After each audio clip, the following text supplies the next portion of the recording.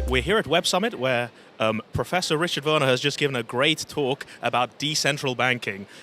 He's here, and we've got Dr. Makoto Takemiya, who is working with SORAMITSU on a Japanese fintech. So we're going to be speaking a bit about the decentral banking system and how we can help to bring the power back to local communities in credit creation and monetary theory. So like you said in your talk, it's very important to think about all financial technology not as a specific end goal, but a tool in reaching a normatively good conclusion that we can all agree on. So maybe you could speak a bit about how credit creation can be harnessed for good rather than evil. Right, yes, thank you very much. Everyone wants economic growth, and certainly for politicians, the optimal result that they can really only dream about is when you have high economic growth, full employment, stability, no crises, no inflation. That's sort of the nirvana for any government, and of course the population. Everyone would love that. So why aren't we getting it? My work shows that this is possible. We can achieve this. But the trouble is the monetary system hasn't been used properly to achieve that. Now that may be various reasons. Institutional, structural, partly maybe intentional. There may be other goals. Maybe some people don't actually want to achieve that. But the point is, if we have the right monetary system, we can achieve it. There's no reason why we shouldn't achieve it. Also, perhaps just briefly mentioning, because nowadays some people are slightly averse to hearing about economic growth. We have a movement there saying, oh no, we should have zero growth, we should have degrowth because it's bad for the environment. That's a big misunderstanding, because economic growth is not actually a physical sort of thing that you can measure in terms of laws of physics and thermodynamics. It's a statistical concept. And statistical concepts don't harm the environment, believe me. It is harmful activities and pollution and destruction of the environment that harms the environment, and that you can have at zero growth, at negative growth. In fact, my contention is when you have no growth, and when you have negative growth, the pressures in society, because the social constructs we've created are such that when this happens, there's unemployment, there's no prosperity, the pressures are on. Nobody's going to care about the environment. We've already seen it recently. Everyone going back now to coal-powered energy and things like that. Why? Well, because they're not getting the sequence right.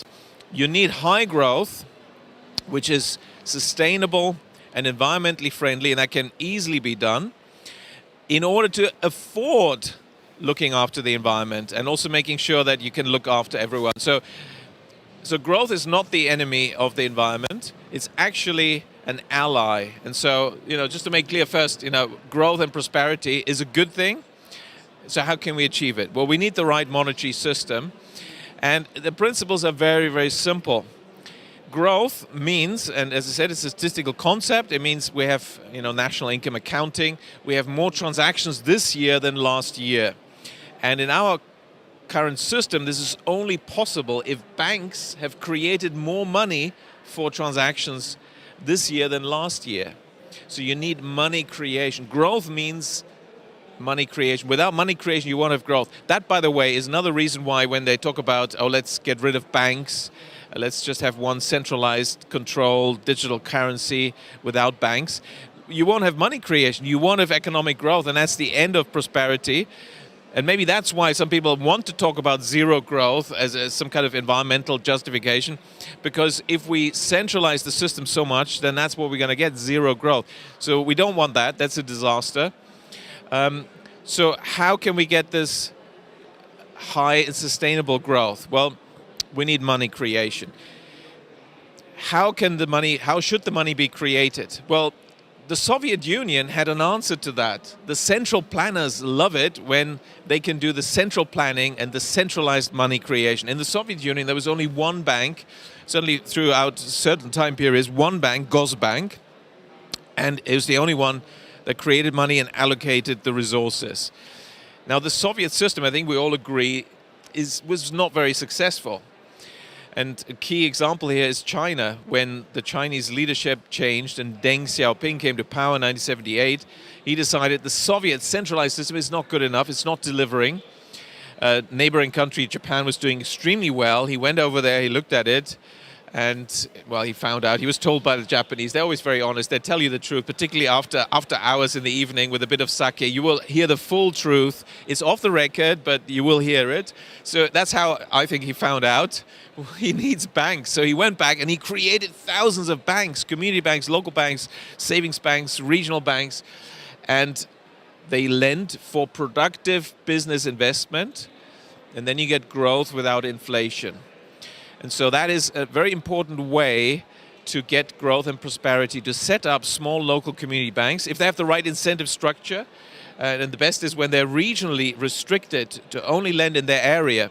You know, in Spain, where they also had a good decentralized banking system, under EU pressure, they had to abolish all the rules there.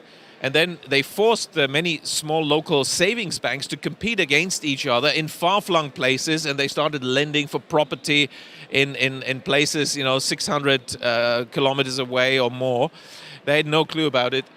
And of course, what you get is excess bank credit, not for productive purposes. You get speculation, and in the end, they went bust. So the regional principle is very important. So if you have community banks regionally restricted lending to their local area, you get local money creation. You can ensure that it's accountable to local people, that it's productive and not wasteful. Then you get your high growth. So that's one avenue that I'm strongly recommending. So thanks very much. I think we can all agree that we want a decentralized decision making and that we're in favor of growth. So the question now is, how do we get there? And I think that might be where fintech comes in. And I'm sure Dr. Takemiya has many insightful thoughts about what SORA have been doing to try and develop that. Well, yeah. So it seems to me that Richard's work is really mainly about governance. So creating money in itself is not bad. It's really what you do with it and how you allocate it. So it's a problem of governance. And to me, that's really what things like DAOs can help solve. And so Valhalla DAO is doing this at a regulated banking level. And then SORA is doing this or trying to do it at the cryptocurrency level. So it's a little bit more nuanced, of course, in SORA. So crypto investors or crypto users, they don't really like the idea of increasing the token supply. So there's a they call this inflation, even though it's not really inflation. So it's a little bit silly. So what we do in SORA is we create what's called a token bonding curve, which is a predictable smart contract that you can only mint new tokens based on some reserve asset. But in order to have productive allocation of money, of new purchasing power in the SORA economy, we have another token that is actually mintable by governance. And this token is convertible to XOR, XOR, the main SORA token, but it's limited by liquidity on the markets. So it does help a little bit with the potential sell pressure that you would have on the token, because unlike fiat currencies, cryptocurrencies are not used as legal tender widely. There's only El Salvador and Central African Republic currently that are using Bitcoin, which is, I mean, you know my thoughts about it. So it's Bitcoin is just like the US dollar. It's a foreign currency to the government. They can't mint it, and they can't allocate it because they can't mint it. So they'd have to buy it, and it crowds out existing purchasing power that they have. But in SORA, what we want to do is actually target developing countries and get them to use ZOR as a legal tender. And then the idea would be that there would be some high-level. So I know you don't like central planning, but if you study the history of Mantetsu, the Manchurian Railway in Japan, they did high-level sectoral planning based on the principle of the right activity in the right location. So, like, some locations have bauxite ore, and you can make aluminum. You can do the different things like that. So, really, the idea is that we would have some kind of high-level plan that the community would approve. So the government would, or somebody at the central bank would make this plan, approve it, and then allocate money to regional offices, and then the regional offices would allocate the money to businesses, either as grants or loans. So that's kind of the basic idea of what we want to do. And so we're actually talking to several small countries to try to pitch this idea. We'll see if we're successful. But the advantage over something like Bitcoin is instead of not being able to mint tokens, they can actually mint this token XST, and then that's convertible to ZOR, and then that can fund new business activity in the economy. Great, and of course, we know that Professor Werner is an expert on governance, and he knows that you need localized decision-making. So maybe I would like to get your thoughts on how you could potentially use the crowdsourcing of knowledge or smaller, high-tech information sourcing to improve the decision-making of SMEs. You spoke a lot about how SMEs and small banks can be just as competitive as bulge bracket banks if they have the correct technology. So how would you say that is best harnessed? Yes, yeah. And actually, thank you for the question. That links quite nicely to what Makoto was saying. And you know, I'm familiar with Mantetsu, the essentially Japanese-run South Manchurian Railway, which had a research department, did some interesting research, and that became, you know, the research there became the blueprint for how the Manchurian economy is run, and it was highly successful. Now, I wouldn't actually call that central planning. Of course, there was, in a sense, a central institution doing planning. However, they themselves didn't consider themselves like, say, a Soviet-style central planner, and the type of central planning that happened, maybe that's where we need to distinguish different types, was the decentralized type of central planning where, as you mentioned, as much as possible of the decision-making is delegated to the lowest principal. And I looked into the background there, and that goes all the way back. The Japanese got this from Germany, and Germany got it from Prussia. It goes back to the Prussian army and the principle of subsidiarity, which Prussia introduced already in 1812. You know, the Prussian armies were highly successful, and the key principle was that while, of course, there were standard, you know, army hierarchies, they had this key difference to all the neighboring armies, that the officer in the field would be given a task, a goal to achieve, but would not be told how to do it. The officer and his people on the ground could figure this out themselves and be flexible, because in the fog of war, you know, their presumption was actually it's chaotic, things are changing all the time. Only the officer in the field at the front line can make the right decisions. There's no point in having central planning telling exactly, you know, the officer how to do X, Y, Z.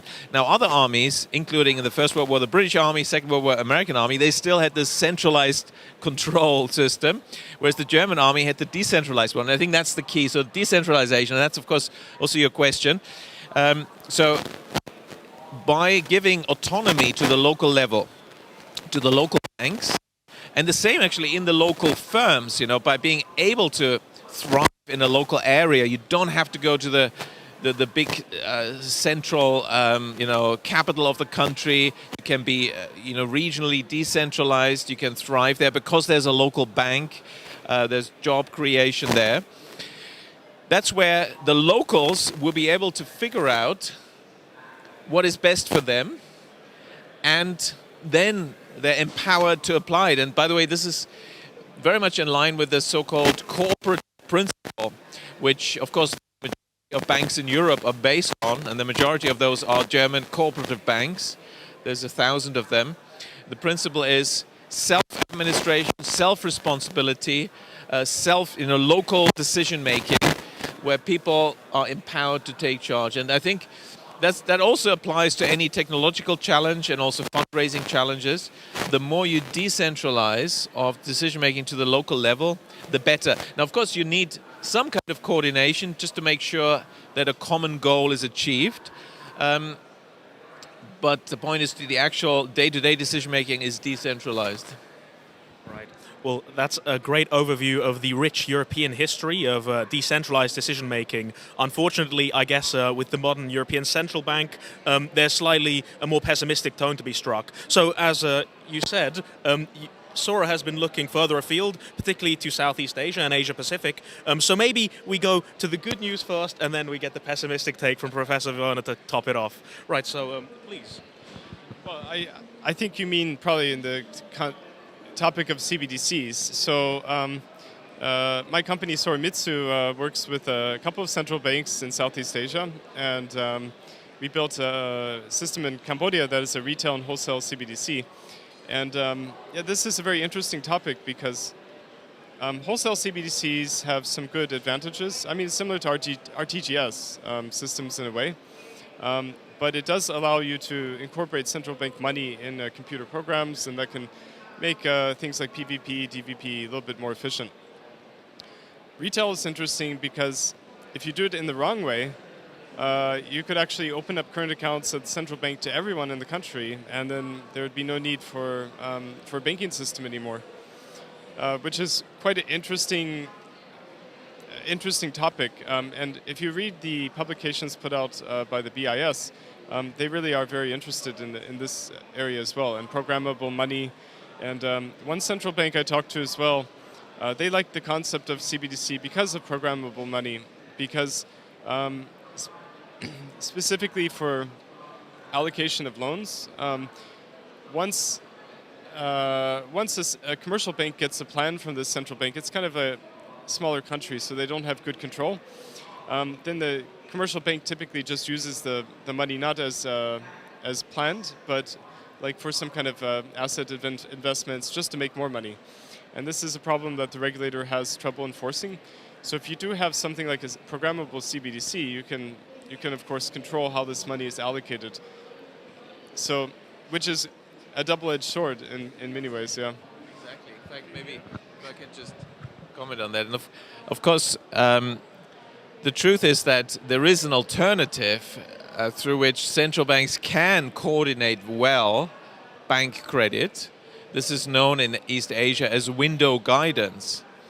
And that's when the central bank is actually asked to perform and to deliver high growth without inflation and without crises. Then they can use window guidance, which is actually this combination of a bit of central control, but then decentralization. So the money creation takes place still by banks, but the banks are told how much money to create. They can also be told which sectors. So the central bank could easily say no lending for asset purchases, no lending for consumption, only for productive business investment. But the central banks have not been doing that because they love these asset bubbles and banking crises that give them more power. You know, we're in an era of regulatory moral hazard where the central bankers get more power each time they create another banking crisis. So they love it. And that's why we get more of them.